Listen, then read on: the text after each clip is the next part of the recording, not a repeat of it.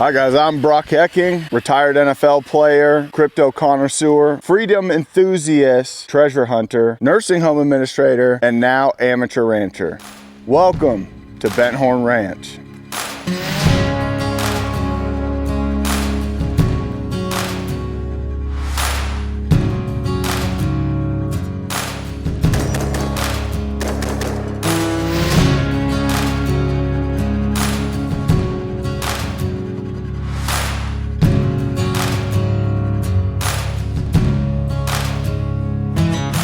So I was born and raised in Northern California. I pretty much lived in California for my entire life. And honestly, California was a great place to live until it started acting all crazy and whatnot. So I lived my last little bit in the city of Los Angeles, smack dab in the center of it, right off of Sunset Boulevard. I did what most people in the city think about.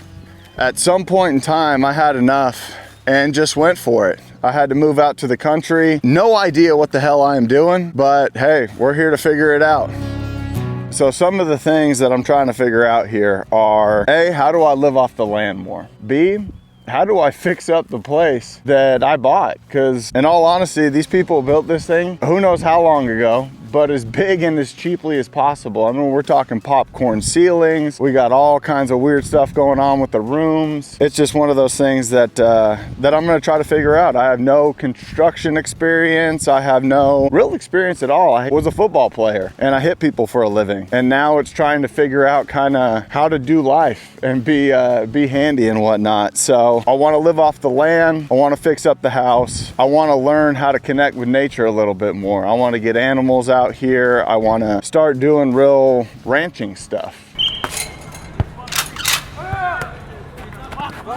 Graduated high school, got a full ride scholarship to the University of Nevada.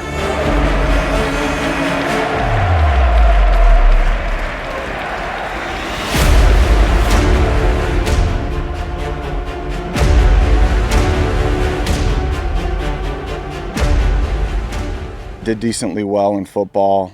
Was undrafted though by the San Diego Chargers. Did a couple years with the San Diego Chargers and then 1 year when they were kind of transitioning to LA, but in all honesty, like I barely even touched the field. I was hurt majority of the time. I suffered a Liz Frank injury. So when I was playing, foot right here, I was planting, guy fell on the back of it. Liz Frank is basically where the big toe goes one way and the remaining toes go the other way. So it split all the way up to the base of the ankle.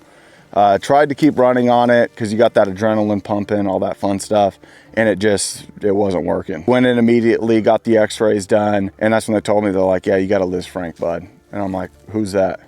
And they're like, yeah, you ain't going back. And I'm like, no, it will be good, like tape it up. And they're like, nah, dude, you're done for a bit. So 2 days later, I went in for surgery, had that, did rehab for however many time, came up to the next season,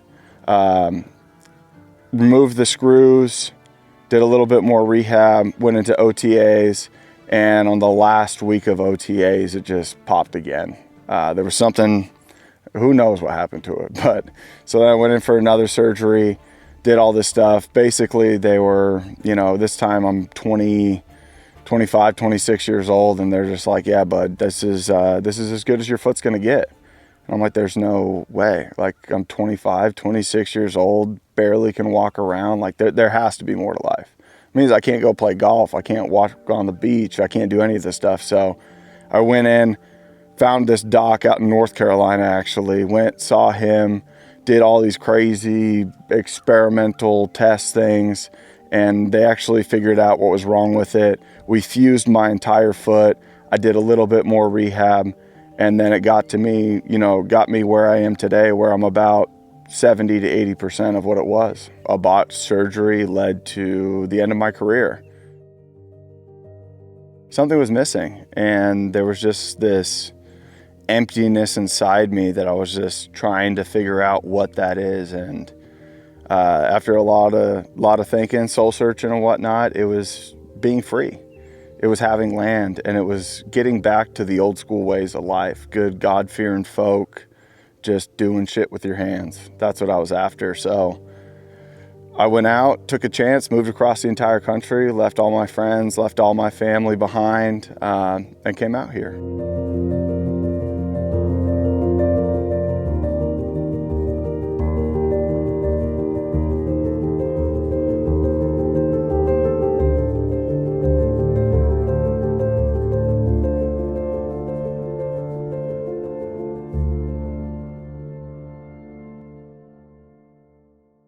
So I've been here at the ranch just over a year, and we've made some decent progress. So let me show you what we got so far.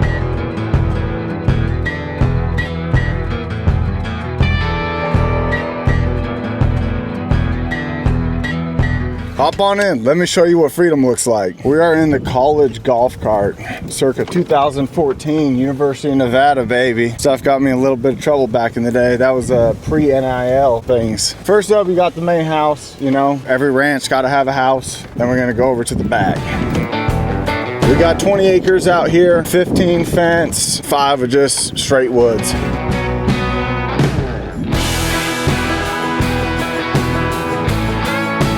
All right, so when I first moved in here, I was shooting up by the barn a bunch, and I came down here and I looked and saw that there was this whole wooded area over here, and didn't have a tractor yet, didn't have any machinery, so I cleared all this by hand. Used a saw and a shovel for most of this, and built a nice little range over here. We got a creek. Obviously it's flowing just beautifully right now. We're gonna focus on the creek later. It's a baby creek. But we got a nice little couple silhouettes, dueling tree, all that stuff. And I got tired of going back and forth, carrying the trees on that side across the river and everything, so I built a bridge. We went with the staggered look, circa 1987, you know, trying to be vintage over here. So the property line just goes to right on top of that hill right there and follows it along all the way through the creek and goes a few hundred yards that way and maybe 100 yards that way.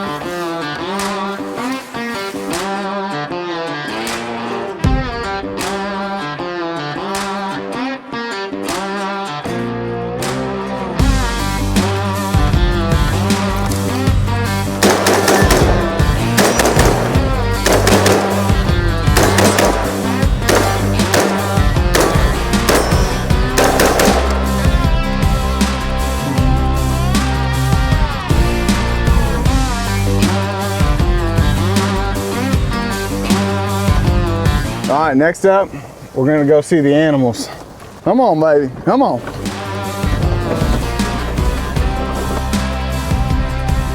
All right, so when I bought this place, it was a sign right from the beginning that I had to have it. The original house came with a mama goat, a daddy goat, and a baby goat. Well, about 2 months after I moved in here, came out to the field and the baby goat and the daddy goat got eaten by a bear. Mama goat was barely hanging on, and actually rehabbed her in my kitchen for about 8 weeks. And she's right here. As you can see, she's missing an ear. I was missing a bunch of hair on her stomach, but she's doing all right. So let's go meet the rest of the gang. So to say they're friendly is an understatement. So they're about as sweet as you get. This is my girl right here. This is Oakley. We got Dixie, Brutus, and there's Annie over there. And hey, what you doing, girl? Come here. So this is my girl Oaks right here. This is Oakley. She's about as friendly as you get. Get my nieces out here and everything, and she's absolutely the best. So Mama's just a Nigerian dwarf, and the rest of these are all fainting goats. Oakley just wants to be the best friend. She's the sweetest. You got a trampoline back here? Yeah, for the goats. You put them on it? Huh? No, so when I first got out here, my neighbor was having a yard sale, and I figured I'm not gonna be jumping up and down on the trampoline anymore, so I tried to figure out how to build like a ramp for the goats to get up here, but they didn't like it that much, so now it's just a cool idea that maybe one day they'll get up there. So when I was done with my last surgery in 2019, my parents showed up to my house with a dog. And I thought they got me a half-grown adopted dog. This dog was 8 weeks old. It was an English Mastiff. From then on, I absolutely fell in love. And I had him down with me in San Diego for a long time. Then I moved up to LA and was doing a bunch of traveling and things like that. So I had to bring him up to my parents' house in NorCal. Well, I moved out here, finally was able to get a dog. And I said, hey, I want my dog back. And my pops was like, yeah, no, bud. I love this dude. So I fell in love with the breed. So the first thing that I had to do is I had to get 2 English Mastiffs. I went to go buy 1. There ended up being 2. All right, this is Ava and Josie. These are the 2 guard dogs of the property. They are vicious. about a year and 2-month-old English Mastiffs. So they gonna get bigger. Josie, the fun one, she's my big girl. She hangs out and chills. Ava's the crazy one. She's nuts. All right, go get him. Go. All right, so when I said I like animals, we have Maple and Milton, the Kune pigs. First up was Maple, and I absolutely fell in love with her, but then I decided that she needed a boyfriend, so we're gonna breed these. So Maple does tricks, she's already doing it. Up. Good girl, here you go. Milton's a little on the slower side. He hasn't quite figured it out yet. Here you go, bud. Yep, get it.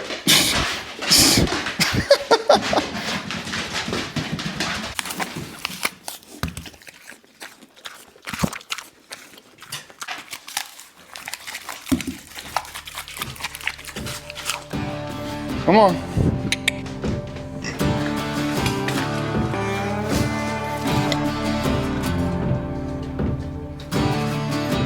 All right, let me show the first thing that I built on this ranch so far.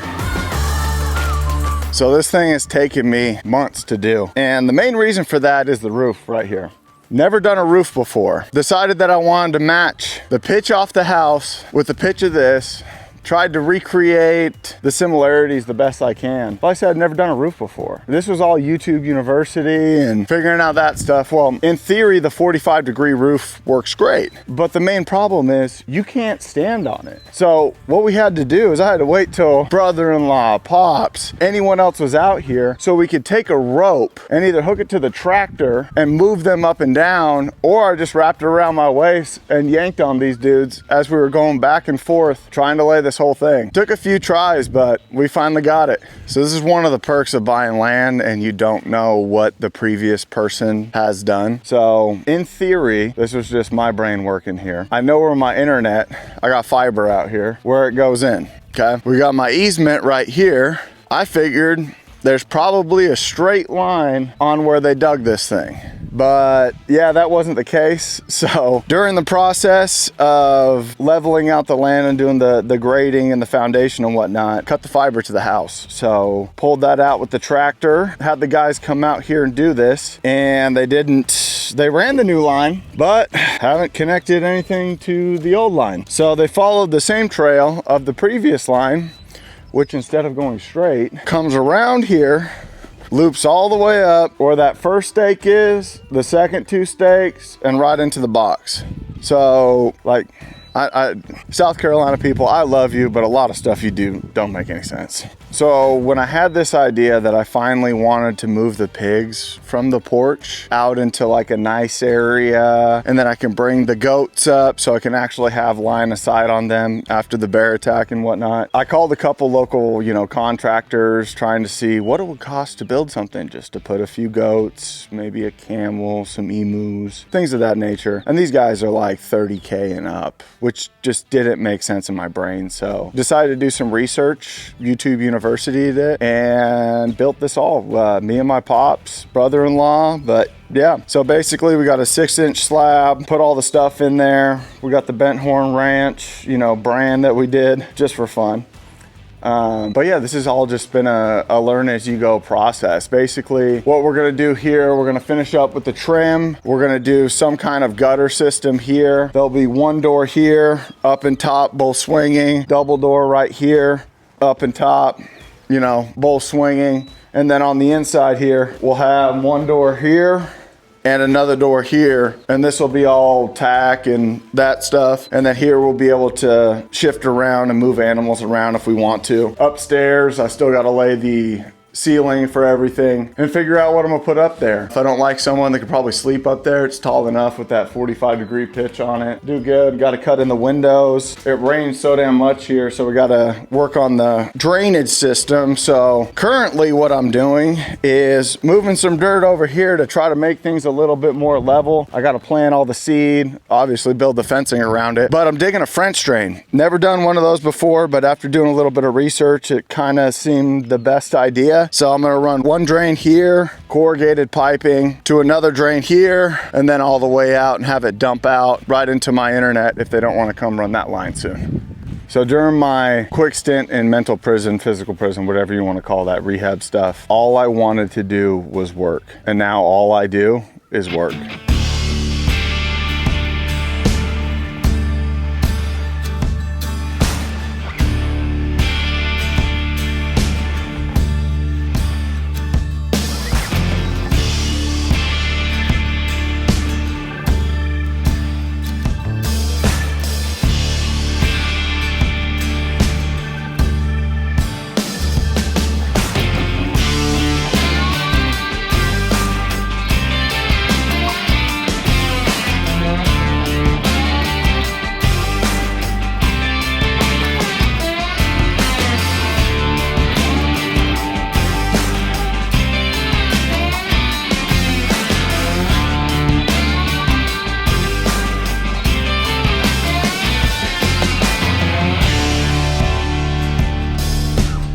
All right, so when I got this place, this was literally a wood shop. There was nothing but just wood and shelving and just craziness in here. So I wasn't allowed to move into the house yet. So I was only allowed in here. So I decided to make this kind of my first project. Painted the whole thing. Is it perfect? Absolutely not. Is it done? Absolutely not, but we're getting there. So let me start with the necessities first. So here we have the John Deere room slash wood shop slash stuff room. So we got a 4044M Deere here. I had no idea what I was doing. Just felt like I needed a utility tractor out here. The grass was maybe 5-6 feet long, so I had to get a bush hog, get all that stuff down. And then we got wood shop, got my plate carrier set up for my room I'm building over there. And then we got the zero turn, which, you know, I like to spend, 9 hours cutting the grass every other weekend here. We need more animals. Next up, we got the bar area. You know, we went with the vintage Home Depot here. It's a necessity. And then we decided to just kind of set up some stuff there. Nothing too crazy. Got some vintage oil cans, liquor, all the good stuff. So over here's a fun spot. Those are all the cars back in California before the move out here. So let's jump over to this side. So here we got the basics, nothing too crazy. We got the gym, laid down a little bit of turf. Gonna go sauna, cold plunge, get another cable machine, get this rack out of here. This was kind of my starter rack just to hold me by all Amazon buys. But yeah, and then do the rubber flooring all throughout, get that thing all done. Next up, we got the bathroom. It's important. This is my wall of depression right here. I found a bunch of old school car magazines and cut everything out and then pasted them on the wall. Hands down the worst ones right here though. This is my absolute dream car. 88 Lamborghini Countach, 79,000. About 350 nowadays. So this next part was fun because when I was with my real estate agent, like she's trying to sell me on the house. I came here for freedom. I wanted land and I wanted to shop because for anyone who's ever lived in Los Angeles, trying to find garage parking, a place to store vehicles, it's a pain. I couldn't fit nothing nowhere. So I came out here and had all these questions and she had no idea what was going on. So we get to about right here and there's a dude that is yelling. He's like, hey, hello? What are you doing? And I'm like, hey, we're here to check out the house. Like, what's going on? He's like, oh, the house is for sale. This isn't for sale. This is my house. This isn't for sale. And I'm like, nah, dude, we're gonna come up and check. So we get about right here and homeboy racks a shotgun on us and is like, this is my house, blah, blah, blah. And so I have my gun, my real estate agent's freaking out. And she's like, we have to come back later. We have to come back later. So I'm like, all right, I guess we're coming back later. So we come back and this dude goes absolutely crazy. So I don't know if they had some kind of agreement. You paint this and do that, then I'll let you live here for free. I have no idea, but this place is just, it's a piece of work. So whoever chose this coloring, whoever did any of this work, I have no idea.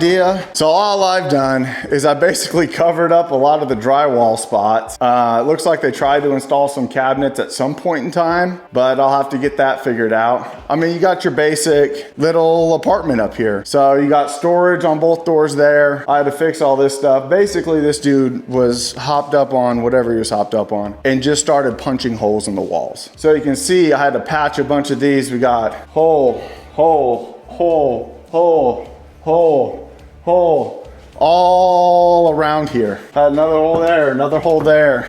I mean, yeah, apparently homeboy was mad. So you come into the bathroom, more holes. Had to rip a bunch of stuff out. Just pure chaos.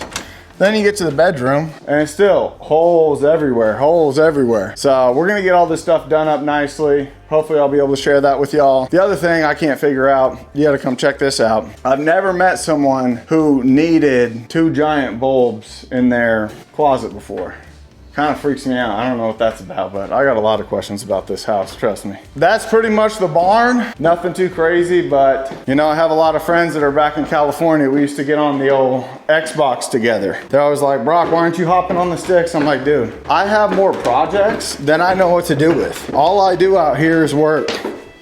Now for the cars. Cars for me became a huge part of my life. One, because my Uncle Jim always had a bunch of cars and was always showing me all his craziness and running around. And I remember that feeling. And the feeling was one of the only things that I also felt while I was playing football. And when I lost all that, I needed that adrenaline. I needed that outlet. And that's what cars, you know, became to me. I wanted to go fast. I wanted to feel that rush like you're running on the field, like you're sacking the quarterback, whatever it may be. And so I completely dove into that. I blew all of my NFL money, all of everything, down to where, you know, you got a few bucks in your bank account, but as long as I was able to drive those cars and have that fun, that's all that mattered to me. We start with the Softail Harley. We can start with Easy Go Team Mullet Edition, circa 2014. Honestly, they're the most bulletproof things I've ever seen in my life. Like, I have jumped this thing, beat this thing up. I don't know anything about them. All I know is that this thing